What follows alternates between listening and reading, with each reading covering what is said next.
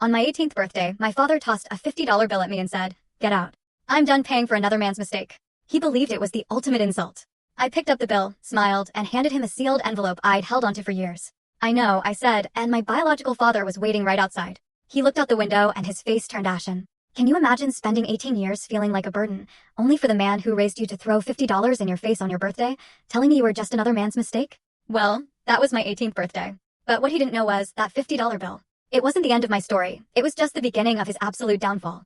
18 years of cold silence. 18 years of missed recitals, whispered insults when he thought I couldn't hear. He thought this moment, this pathetic little act, would be the final chapter for me. He had no idea it was the prelude to an entirely different book. To truly understand what happened on that miserable March morning, I need to take you back a decade. Back to the first time I realized I wasn't like the other kids in my family. I was 8 years old. Spring recital at Highlands Ranch Elementary.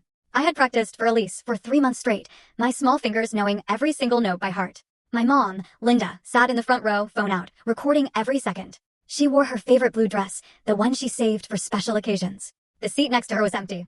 Richard had a last-minute meeting, Mom told me when I asked where he was. Even at 8, I noticed. He never had last-minute meetings when Tyler had his soccer games. Tyler was 4 then, just a little kid, and Richard attended every single match, even the ones where my little brother just picked dandelions on the field instead of playing. After the recital, I found Mom in the hallway. Her eyes were red, but she forced a smile and told me I was wonderful.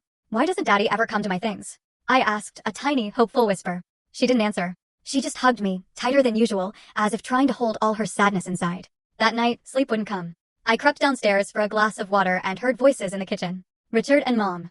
They didn't know I was listening. "I told you I can't pretend forever." Richard's voice was low, laced with resentment. "Every time I look at her, I see the mistake you made." My mom's voice trembled. "She's a child, Richard. She's innocent in all of this. She's not my child. She never was. And the day she turns 18, she's out of this house." I didn't understand what mistake meant back then. I didn't know why Richard looked at me so differently than he looked at Tyler. But I understood one thing clearly. Whatever was wrong with me, it made my mother cry. I went back to bed without the water, the words echoing in my head, and I started counting. Not the days until I could leave, but the days until I could finally understand why I was never enough. The difference between Tyler and me wasn't just emotional, it was deeply, painfully financial. By the time I was 16, I had the receipts to prove it. It was September of my junior year. SAT registration was due. I needed $200 to $150 for the test itself, $50 for prep books. I approached Richard in his home office, a fortress of mahogany and leather where he sat reviewing spreadsheets for Mercer Holloway Properties, the full story on the channel. Link below. Click now and watch what happened next.